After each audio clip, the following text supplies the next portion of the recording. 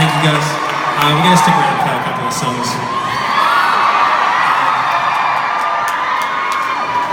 So this one is, it's the final song on my album, and I guess there's a little story behind this song.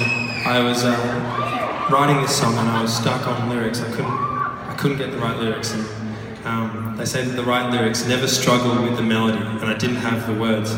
And so I desperately went on Facebook and I was scrolling on my newsfeed, which I don't think you should really do when you're songwriting. It really isn't like a gold mine of ideas. It's just like people. It's like just like a panda eating bamboo, and then there's like someone falling over, and then God knows what else. Something about Donald Trump, and then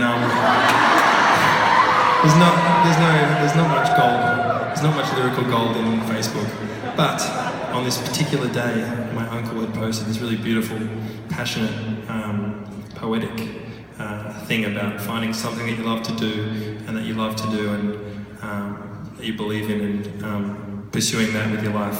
And I was like, that's such a nice idea. And so I took exactly what he'd written, word for word, and I put it in my song. And it fit perfectly. And I was like, that is easy. And I was like, job done, song tick. And it's never that easy. So I should have known that it wasn't going to be that simple.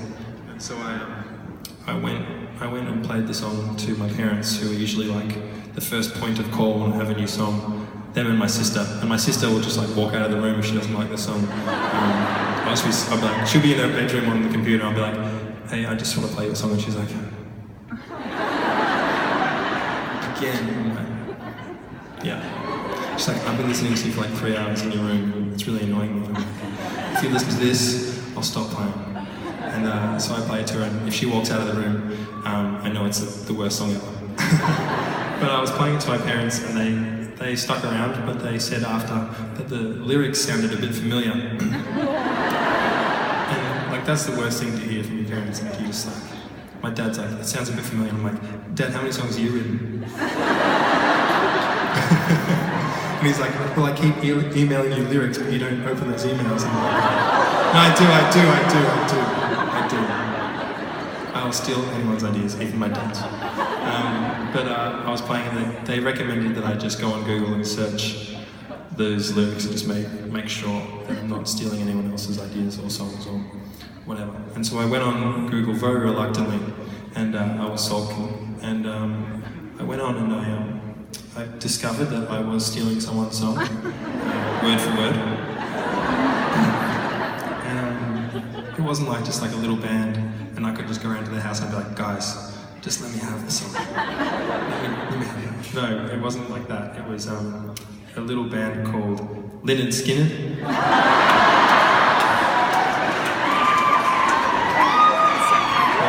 You can't just rock up to Lynyrd Skynyrd's house and be like, boy guys, I got an idea.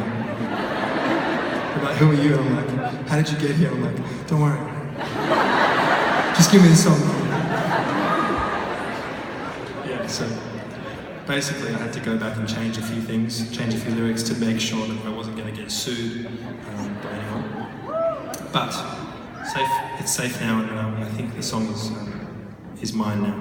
And I changed the name. It was going to be Simple Man, which is the name of their song.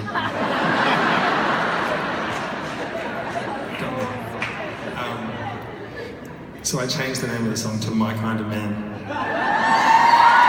Anyway, that was the longest, that was the most detailed time I've ever explained that song.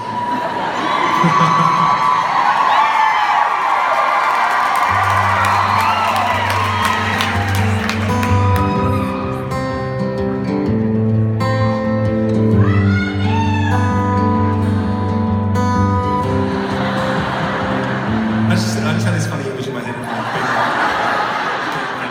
I'm gonna try a song out, and it's a new song, and everyone's like, okay, we'll listen to it. And I start playing, and then like I close my eyes and I open up, and like everyone's just like leaving. It's like, the people have spoken. Please don't do that.